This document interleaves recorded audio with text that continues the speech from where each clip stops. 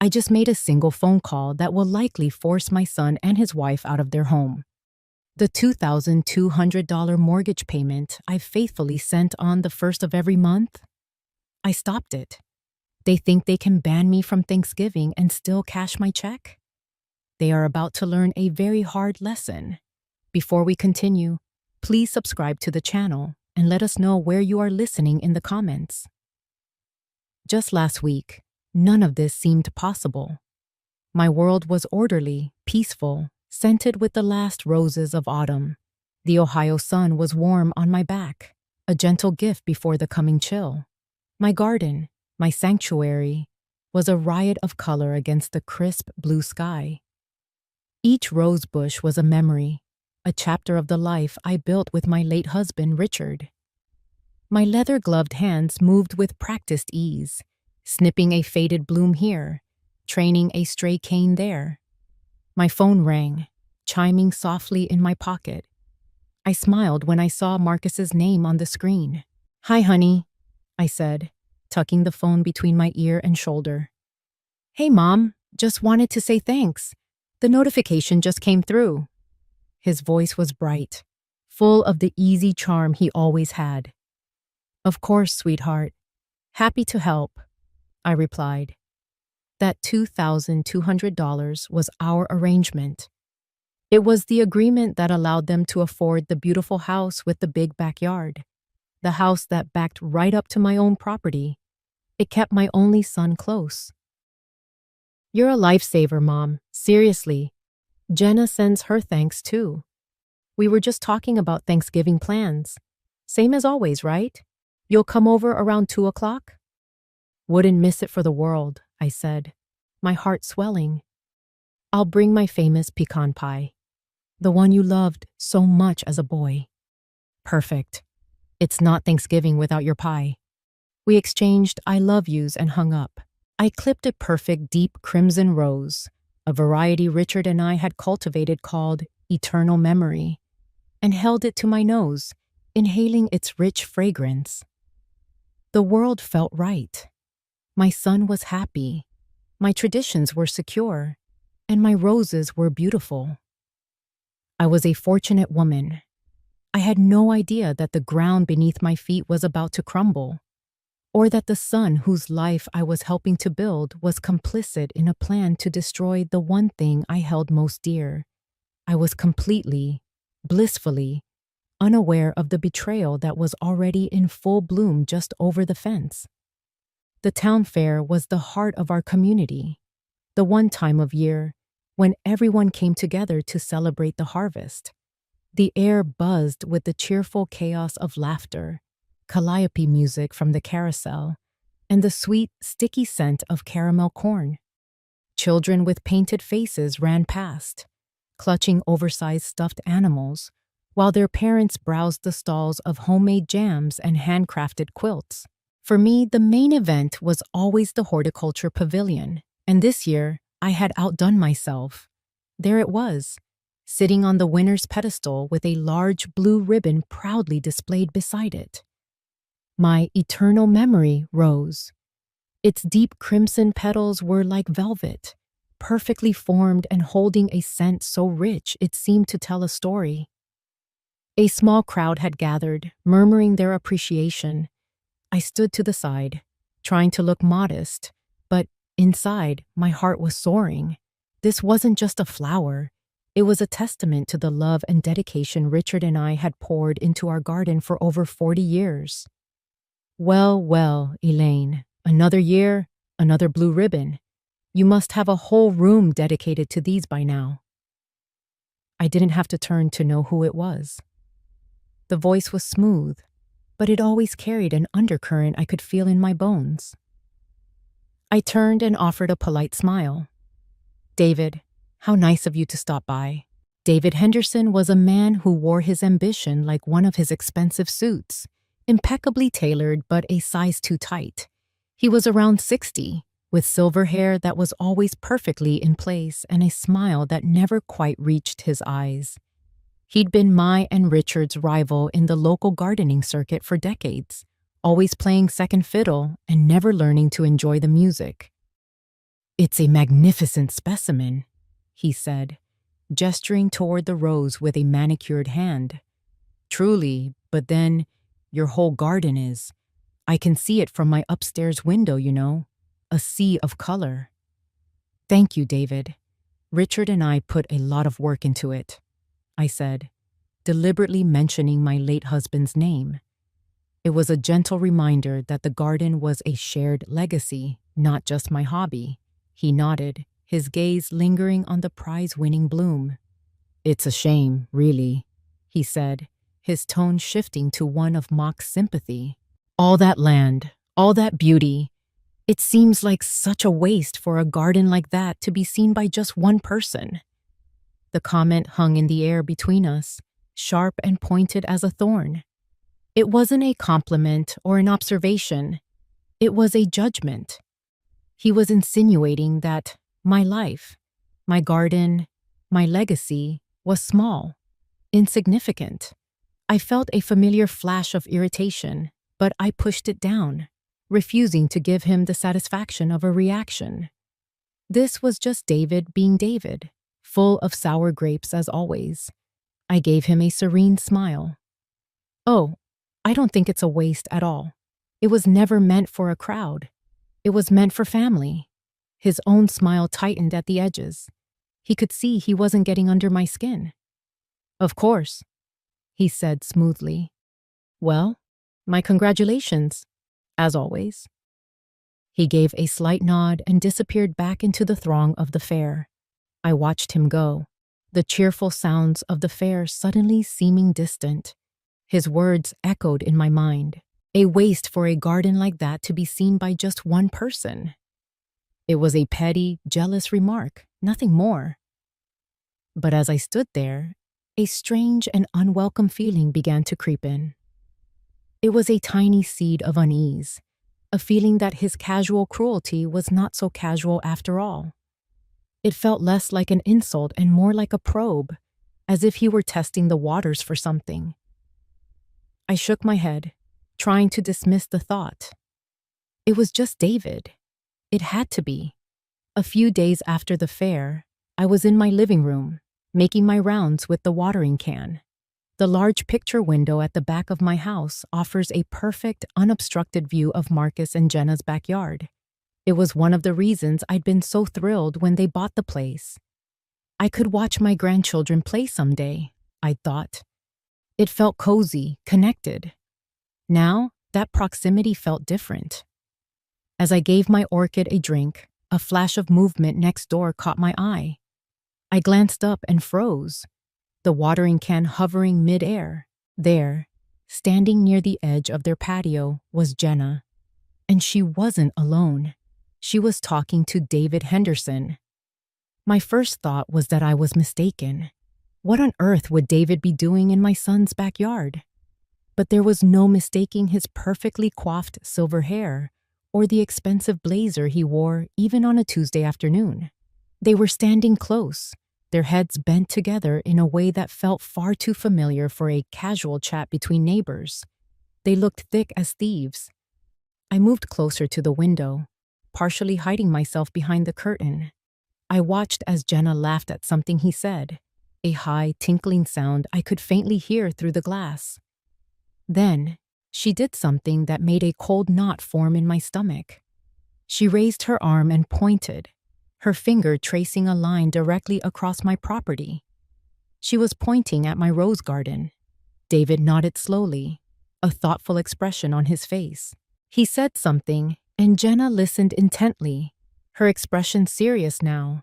They looked less like neighbors and more like business partners surveying a plot of land. My plot of land. Suddenly, Jenna's head snapped up, her eyes locking directly onto my window. She saw me. The change was instantaneous. The smile vanished from her face, replaced by a wide-eyed, deer-in-the-headlights panic.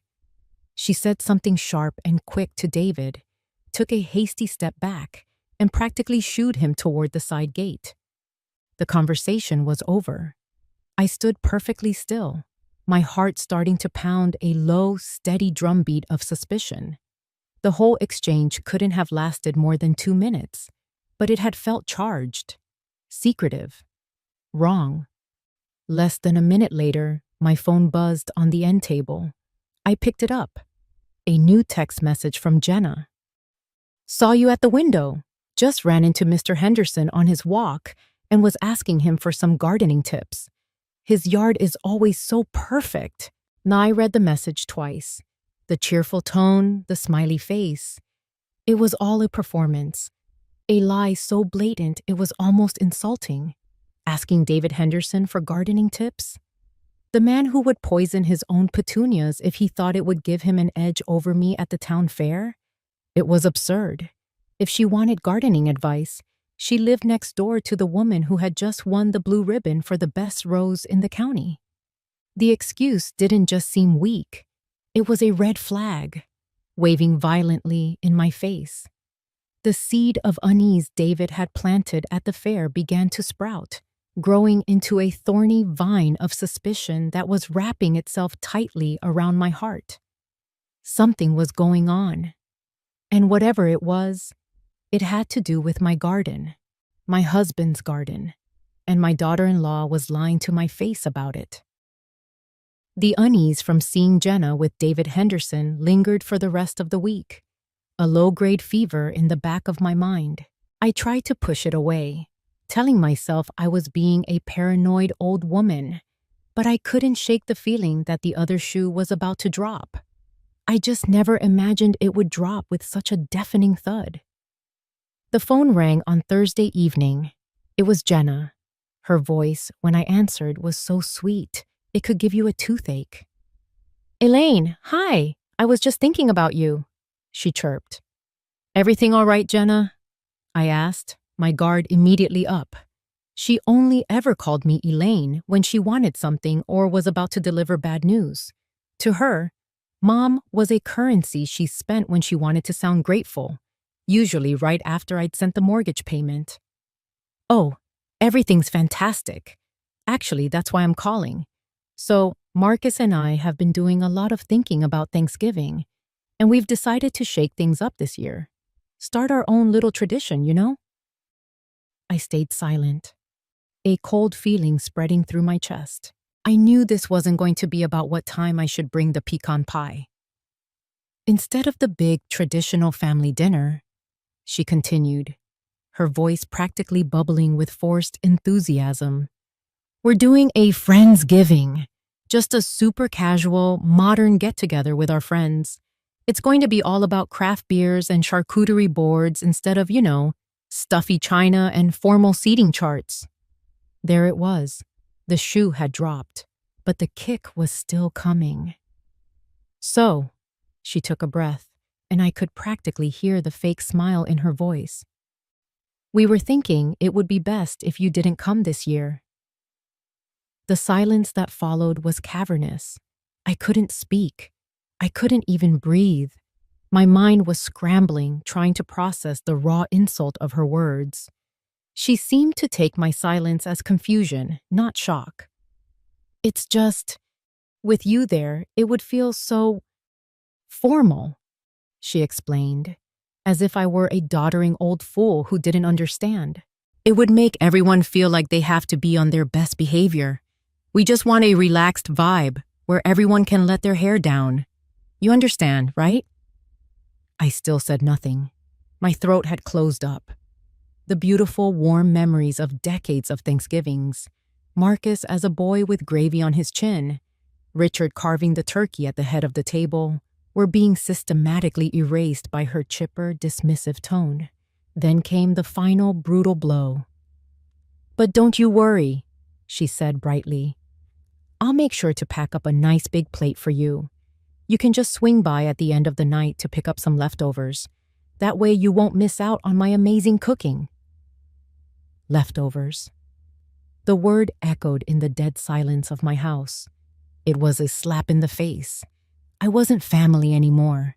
I was an obligation, a charity case, being offered the scraps from a party I wasn't welcome at. The matriarch of the family, the woman who was funding the very roof over their heads, was being told to come to the back door for a handout. I finally found my voice, but it was a hollow whisper. I see. Great.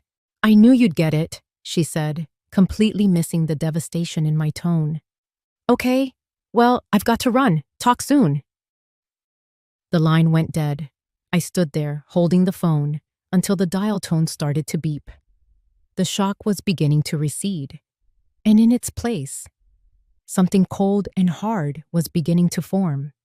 It was a feeling I hadn't felt in a very long time. It was rage. Before we continue, please subscribe to the channel and let us know where you are listening in the comments. The rage I felt after Jenna's phone call burned hot for a few hours, a wildfire consuming every good memory and leaving scorched earth behind. But I am not a woman who lets fire rule her. I am a woman who builds things, and sometimes I am a woman who dismantles them piece by piece with precision and care. By morning, the fire had cooled into something far more dangerous: ice. I slept surprisingly well. When I woke, the path forward was crystal clear. I didn't reach for my comfortable gardening clothes. Instead, I went to the back of my closet, to the section I hadn't touched since I retired. I pulled out a charcoal gray pantsuit, a crisp silk blouse, and the low leather heels I used to wear when I was about to walk into a boardroom and tell a group of overconfident men why their financial projections were a fantasy. This was my armor. The bank was an oasis of quiet efficiency. The hushed tones, the scent of clean paper, the gentle click of keyboards. It was a world I understood intimately. I sat across from a young, earnest-looking man named Mr. Davies. He had the kind of face that wanted to be helpful. "Mrs. Miller, how can I assist you today?" he asked with a polite smile. I returned the smile, but mine didn't have any warmth in it. It was a tool, nothing more. "I need to place a temporary freeze on an account," I said, my voice even and calm. I slid a piece of paper with the account number across the polished desk. "It's a joint account I share with my son." Mr. Davies typed the number into his computer. "A freeze? Is there a problem? Has the card been compromised?" "You could say that," I replied smoothly. "I've become aware of some unusual and potentially unauthorized future expenditures being planned. I feel it's prudent to lock the account down until I can get some clarity. Let's just cite suspicious activity as the official reason." He nodded, his fingers flying across the keyboard. "Of course, we can certainly do that. Now, just to be clear, this will decline any and all transactions, including automatic payments scheduled to come out of the account." "I'm aware," I said. "That's the point. Then canceling the payment would have been a simple emotional reaction, a tit-for-tat move. But a freeze was different. A freeze was a strategic maneuver. A canceled payment is a statement. A frozen account is a problem. A problem that would land squarely in Marcus's lap when his mortgage payment bounced. He wouldn't get a simple notification that the transfer from Mom didn't happen. He would get an alert from his mortgage company about insufficient funds. He would have to be the one to pick up the phone and call me hat in hand to ask what was going on. I was flipping the board, forcing him to make the next move. "All right, it's done," Mr. Davies said, looking up from his screen. "The account is now frozen. Nothing will go in or out until you personally come in to lift the hold." "Thank you, Mr. Davies. You've been very helpful." I stood up, my movements deliberate and unhurried.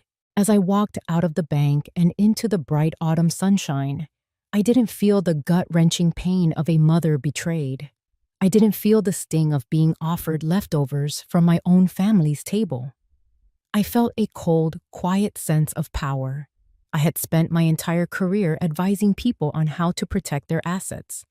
I had just become my own most important client. The first move had been made. Now I would wait. Thanksgiving Day arrived, quiet and gray. The silence in my house was a physical weight. I spent the day trying to distract myself, rereading an old novel and attempting a crossword puzzle. But the words on the page were just black marks, and my mind was a blank. Every tick of the grandfather clock in the hall was a reminder of what I was missing: the sounds of my family, the smell of a roasting turkey, the warmth of a shared tradition. As evening fell, casting long shadows across my lawn, a morbid curiosity got the better of me. I couldn't stand it anymore. I had to see this Friendsgiving for myself. I told myself I just wanted to drive by, to see the cars lining the street and hear the music, to confirm that they were, in fact, having the time of their lives without me. I got in my car and drove the short loop around the block, my headlights off as I turned onto their street. I slowed the car to a crawl as their house came into view. I was expecting to see a home blazing with light, cars parked bumper to bumper, maybe even the silhouettes of people dancing in the windows. But there was nothing. The street was empty. The front of their house was dark, save for a single lamp in the living room. There was no music, no roar of a party, just the same suburban quiet as any other night. My brow furrowed in confusion. Had they canceled it? I pulled the car over to the curb a few houses down, where I had a clear view of their backyard through the slats of the tall privacy fence. And that's when I saw them. They weren't inside. They were gathered in the backyard, illuminated by the cold, white light of the patio lamp. It was Marcus and Jenna, and standing with them was David Henderson.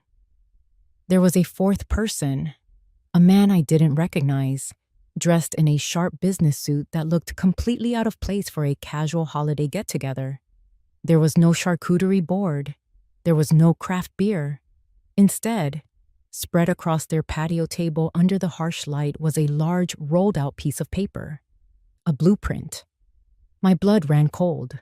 I watched, frozen, as the man in the suit spoke, gesturing toward the plans. Marcus stood beside him, nodding, his shoulders hunched. Jenna was animated, smiling and pointing at the paper. But it was David's movement that made my heart stop altogether. He stepped forward, toward the fence that separated their yard from mine. He raised his arm and pointed, his finger aimed like a weapon. He wasn't pointing at their yard. He was pointing directly into the heart of my property. He was pointing at my rose garden. And in that horrifying, crystal-clear moment, every piece of the puzzle slammed into place with brutal force. David's sneering comment at the fair, Jenna's clumsy lie about getting gardening tips, the sudden, cruel invention of Friendsgiving. It wasn't a party. It was a business meeting. The lie wasn't just to exclude me. It was a cover, a carefully constructed excuse to get me out of the way so they could stand in the dark and plot the desecration of my husband's memory with my worst enemy. I stared at the scene, at my son and his wife conspiring with my rival. The shock was a physical blow, knocking the air from my lungs. It was followed by a wave of pain so profound I thought it might actually break me. But then, just as quickly, the pain was washed away by a rising tide of ice-cold clarity. This was a betrayal so complete, so calculated. It was almost a work of art. I put the car in drive and pulled away from the curb, my movement steady. The hurt was still there, but it was now encased in a shell of pure, unadulterated resolve. They had just shown me their hand. Now it was my turn to play. The drive home was a blur. I don't remember the turns I made or the stoplights I waited for. All I could see was that scene replaying in my mind's eye. The four of them huddled under the cold patio light, carving up my life like a Thanksgiving turkey. When I walked back into my house, the silence I had fled from earlier had returned. But now it was different. It was heavier, suffocating. It was the silence of a tomb. I didn't turn on the lights. I sank into the armchair in my living room, the one that faced the picture window, and stared into the darkness of my own backyard, my garden, my beautiful living memorial to a 40-year love story. and they were going to bulldoze it. My hand trembled as I reached for the photo album on the shelf beside me. I didn't need to flip through it. I knew exactly where the picture was. I opened it to the page, and there we were. Richard and I, 20 years younger, covered in dirt and grinning like fools. He had his arm around my shoulder, and in my hands, I was holding the tiny, fragile sapling that would become the first eternal memory rosebush. I remembered that day so clearly. Richard had dug the hole, and I had placed the rose inside, patting the soil around it like I was tucking a child into bed. "For us," he'd said. "So we'll always remember." A single tear escaped and rolled down my cheek, hot against my cold skin. Then another. The lies started to cascade through my memory, each one sharper than the last. Jenna's fake sweet voice on the phone, talking about a modern Friendsgiving. Her clumsy text message about getting gardening tips. It was all a lie. A smokescreen designed to hide their real intentions. But the sharpest pain, the one that felt like a physical blade twisting in my gut, was Marcus. His silence. His easy, cheerful voice on the phone just last week, thanking me for the money while knowing what they were planning to do. He hadn't just let it happen. He was a part of it. He stood there tonight, nodding along as they plotted to destroy his own father's legacy. He sold me out. For what? To get out of debt? To fund some tacky get-rich-quick scheme to build an event space for people to hold their gender reveal parties and corporate mixers. He was willing to trade 40 years of his family's history, his mother's heart, his father's memory, for a quick buck. The tears weren't just for a garden anymore. They were for my son. The boy I had raised, the man I thought I knew, was gone. In his place was a stranger, a weak, spineless man who stood by and watched his wife and my worst enemy conspire to ruin me. His betrayal wasn't loud and aggressive like Jenna's. It was quiet and passive, and somehow, that made it 1,000 times worse. I sat there in the dark for what felt like hours, the open album on my lap, the ghost of my husband beside me. The loneliness was an ocean, and I was drowning in it. This was the bottom. This was the absolute crushing end of the world I had known. The pain was so complete, so all-consuming, that it burned everything else away. And in the ashes, something new and hard began to form. The grief was still there, but it was being forged into something else. Something cold, sharp, and unbreakable. By morning, the tears were gone. The hollowed-out feeling of grief had been filled with something solid and heavy. Purpose. I didn't go to the garden. I didn't even look out the window at it. I walked directly to the small office off my living room, sat down in front of my computer, and woke the machine from its sleep. The cool blue light of the monitor illuminated my face in the dim room. I was no longer a mother mourning her son. I was Elaine Miller, financial planner, retired but not defunct. I was a strategist, and I was about to liquidate a very bad investment. My fingers moved with a speed and confidence I hadn't felt in years. First, I opened my online banking portal. I navigated to the scheduled transfers. There it was. M. Miller, $2,200. First of the month. I didn't just freeze it this time. I clicked delete. A confirmation box popped up. Are you sure you want to permanently cancel this transaction? I clicked yes without a flicker of hesitation. A green check mark appeared. Transaction canceled. I took a screenshot, the sharp click of the capture tool sounding like a gavel in the quiet room. I saved the file to my desktop. I named it Attachment 1. Next, I opened my phone's photo gallery and found the picture I had taken on Thanksgiving night. It was grainy, shot through the fence slats in the dark, but the image was clear as day. Marcus, Jenna, David Henderson, and the stranger, all gathered around the blueprint like vultures over a carcass.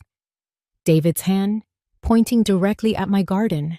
I emailed the photo to myself, downloaded it to the computer, and saved it to the desktop. I named it Attachment 2. Finally, I opened a new email. My fingers hovered over the keyboard for only a moment, not out of doubt, but to compose the most lethally precise words. To marcus.miller@email.com, jenna.lmiller@email.com. Subject: regarding our financial arrangement. Then, I began to type. The click of the keys was the only sound in the house, each one a nail being hammered into the coffin of their plans. Marcus and Jenna, it has come to my attention that your plans for the property I am helping you pay for have changed. I saw your Friendsgiving business meeting, an interesting new holiday tradition, since my life's work and your father's legacy is apparently slated to be bulldozed to make way for this new venture. I see no logical reason to continue financing its demolition.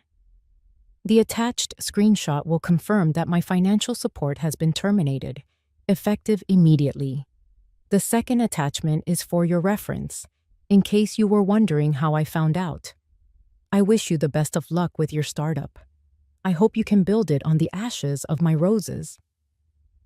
I read it over once. It was cold. It was brutal. It was perfect. I dragged attachment 1.jpg and attachment 2.jpg into the email. They appeared at the bottom. Two perfect little bombs waiting to detonate. My cursor moved to the send button. There was no dramatic pause, no deep breath. My entire life had been about making calculated decisions based on clear evidence. This was the easiest decision I had ever made. I clicked the button. It was done. The declaration of war had been sent. After I clicked send, I didn't move from my chair. I just sat there in the quiet of my office, listening to the hum of the computer. There was no anxiety, no regret, only a profound and chilling sense of stillness, the calm that sits in the eye of a hurricane you have just set in motion. I didn't need to see the chaos next door. I could picture it perfectly. I imagined the email arriving with a harmless little ping on both of their phones. Perhaps they were in their kitchen, drinking coffee, still congratulating themselves on their cleverness. Jenna would have opened it first, her brow furrowed in annoyance at an email from me. I could see the color draining from her face as she read, her skin turning the color of ash. I could picture her phone clattering as it slipped from her suddenly nerveless fingers. Marcus would look up, confused. "What is it?" And she would just point, speechless, at her screen. He would pull out his own phone, his hands starting to tremble as he read my cold, precise words. He would see the screenshot of the canceled payment. Then he would see the grainy photo of himself, standing in the dark, betraying his own father's memory. There would be no room for denial. Then, the phones would start to ring. In my mind's eye, the first call would be from their investor, the man in the suit. He would be polite, professional, and utterly ruthless. Men like that have a sixth sense for trouble, and they run from it like a fire. "Marcus," he'd say, his voice all business, "I just received a rather illuminating email from your mother. It seems this project has some complications I wasn't aware of. Family disputes, potential legal entanglements over the property. It's a bit messy for my taste. I'm afraid I'm going to have to pull my funding. Best of luck to you." Click. And just like that, the foundation of their dream would evaporate. The money would be gone. Their entire plan, their ticket out of debt, would be dead in the water. That's when the screaming would start. I could practically hear Jenna's voice, shrill with panic and fury. "This is your fault! You were supposed to have her under control. You're her son." And Marcus, weak and cornered, would lash back. "My fault? This whole insane idea was yours. Bulldozing my mother's garden, Lying about Thanksgiving? You pushed this whole thing. The dream they had built together would crumble into a pile of rubble and debt. The image of themselves as a clever, modern power couple would shatter, revealing the desperate, frightened people they really were. They would be trapped in that beautiful house, the one I was no longer paying for, with nothing but their failure and the bitter taste of mutual blame. I closed my eyes, picturing their faces, twisted with anger and fear. I had not just taken their money, I had taken their fantasy. I had held up a mirror to their greed and weakness, and they were not enjoying the reflection. The storm had arrived right on schedule, and I, the architect of it all, just sat in the quiet, listening to the thunder roll. It was 2 days before he came. 2 days of absolute silence from the house next door. I had expected it. The shock had to wear off. The blame had to be assigned. And the full, crushing weight of their failure had to settle in before he would find the courage or the desperation to face me. The knock on my front door was soft, hesitant. Not the confident rap of my son coming for a visit, but the timid tap of a stranger, or a child who knows he's in trouble. I opened the door, and there he stood. He looked terrible. His eyes were red-rimmed and puffy, with dark circles underneath that spoke of sleepless nights. His clothes were rumpled, and he hadn't shaved. He looked smaller somehow, diminished. He wouldn't meet my gaze, his eyes fixed on the welcome mat at his feet, as if it were the most interesting thing in the world. I didn't say a word. I didn't have to. I just stepped back and held the door open. He shuffled inside like a man walking to his own execution, and I closed the door behind him. The click of the latch was unnaturally loud in the heavy silence. He followed me into the living room and stood awkwardly in the middle of the rug, his hands shoved deep into his pockets. I sat in my usual armchair, the one facing the window, and waited. I didn't offer him a seat. I didn't offer him a drink. I offered him nothing but my undivided, silent attention. The quiet stretched on, thick and unbearable. It was a weapon, and I wielded it with precision. I watched him crumble under its weight. His shoulders began to shake, and a choked sob escaped his lips.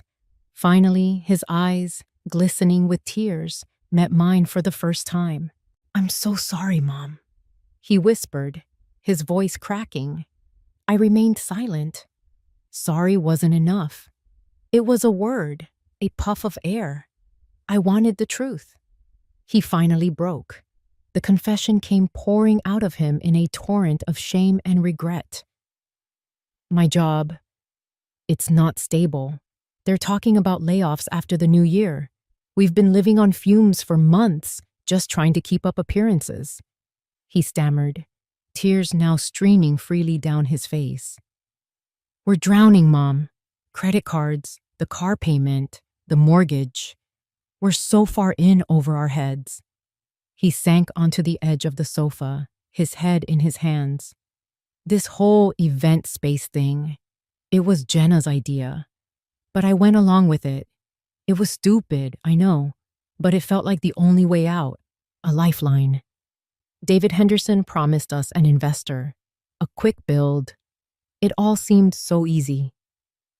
He looked up at me, his face a mask of misery. I knew it was wrong. Every time I looked at the garden, I felt sick. Dad's garden. But I was too much of a coward to stand up to her, to the debt. I was too scared to just come to you and tell you the truth, that we were failing. He let out a shuddering breath. "I'm sorry. I'm sorry I was weak. I'm sorry I let this happen. I am so, so sorry." He sat there, weeping, the confession hanging in the air between us. I listened to every word. I cataloged every excuse, but I felt nothing. No pity, no surge of maternal forgiveness. The pain he had caused was a thing of the past, a scar that had already formed. What I was hearing now was not a heartfelt apology. It was the final report of a failed enterprise. And the truth was, it was all too little, far too late. When Marcus finally ran out of words, the room fell silent again. His pathetic, tear-soaked apology hung in the air between us, but it didn't touch me. It was like listening to a weather report about a storm that had already passed. The damage was done. All that was left was the cleanup. I let the silence sit for a long moment, letting him stew in the wreckage he had made. Then, slowly, I stood up. I didn't look at him. I walked over to the old oak filing cabinet that stands in the corner of the room, the place where I keep the important documents of my life. My own will, Richard's death certificate, and the paperwork for every major financial decision I have ever made. My fingers found the folder instantly. It was labeled Marcus, 412 Willow Creek Lane. My movements were calm and deliberate. I walked back to the coffee table and placed the thick file down in front of him. The soft thud of the paper on the wood was like the sound of a judge's gavel. He looked up at me, his eyes wide with confusion. What is this?" I didn't answer. I opened the folder to a page that had been marked with a small yellow tab years ago. I slid it across the table until it was directly in front of him. It was the original purchase and sale agreement for his house. My finger, steady and sure, tapped a single highlighted paragraph in the addendum. "You forgot about this, Marcus," I said. My voice was quiet, devoid of all emotion. It was the voice I used to use when I explained the unforgiving nature of a contract to a client. He squinted, wiping tears from his eyes as he leaned forward to read. I watched his face as he scanned the dense legal text. I knew the words by heart. I had written them myself with my lawyer before I ever gave them a single cent. The clause was simple, direct, and ironclad. It read, "As a condition of the financial contribution made by Elaine Miller, hereafter referred to as the financial contributor, the buyers agree to preserve and maintain the established heritage rose garden located on the adjacent property. In the event of any action taken by the buyers that would significantly alter, damage, or remove said garden, the financial contributor reserves the right to recall 100% of all contributed funds, an amount equivalent to 30% of the home's original purchase price, payable in full within 90 days of written notice." I watched the blood drain from his face. His skin went from pale to a ghastly waxen white. His jaw went slack. The dawning horror in his eyes was absolute. This wasn't a punishment I had devised in a fit of anger last week. This was a failsafe, a contingency plan that had been quietly waiting, dormant, in a filing cabinet for years. It was proof that, on some level, I had always known this could happen. I had hoped I was wrong, but I had planned as if I were right. He looked up from the paper, his gaze bouncing between the contract and my face. He was seeing me clearly for the first time in a long time, not as his soft-hearted mother, but as the woman who had managed millions of dollars in assets, who understood risk, and who always protected her investments. "Checkmate," I said softly. He flinched as if I had struck him. The awe and terror that washed over his face was my answer. He finally understood. He hadn't just been outplayed in the last week.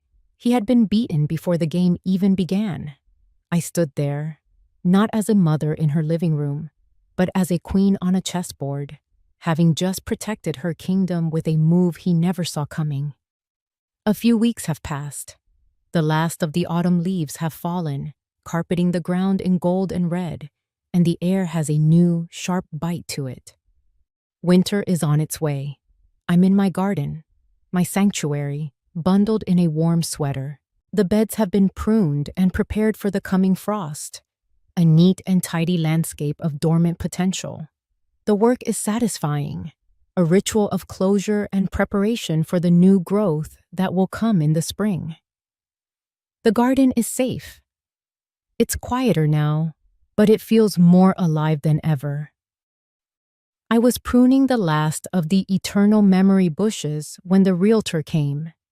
I watched from my yard as she hammered a sign into the lawn next door. The sign was a bold, clean red and white, and the words were stark and final: for sale. Marcus and Jenna were gone. They had no choice, of course. With the investor gone and my 30% contribution recalled, they were financially ruined. The beautiful house they couldn't afford on their own was now an anchor dragging them down. Selling was their only option. I don't know where they went, and I haven't asked.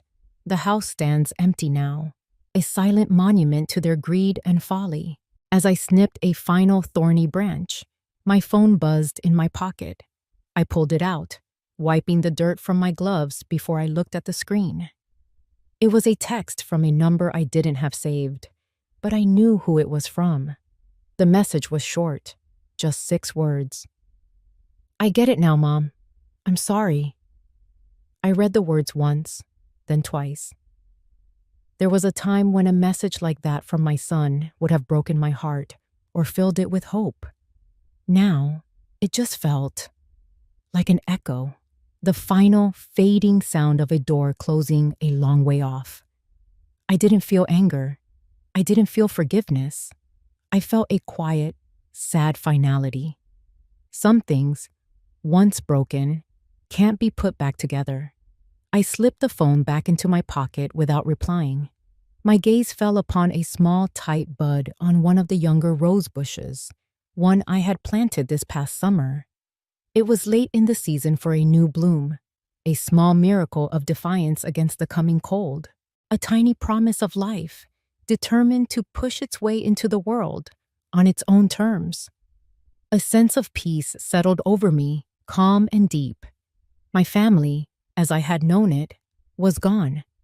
That was a loss I would carry with me. But my legacy, Richard's legacy, was secure. And in fighting for it, I had found something I didn't even know I had lost: my own strength. I was not just a widow, a mother, a gardener. I was the woman who had built this life, and I was the woman who would protect it. Alone, perhaps, but whole.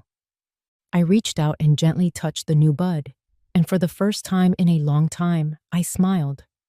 If you enjoyed this story, please like the video, subscribe to the channel, and comment 1 below. If not, feel free to comment 0 so we know and can improve future videos. To hear the next story, click the box on the left. Thank you for watching.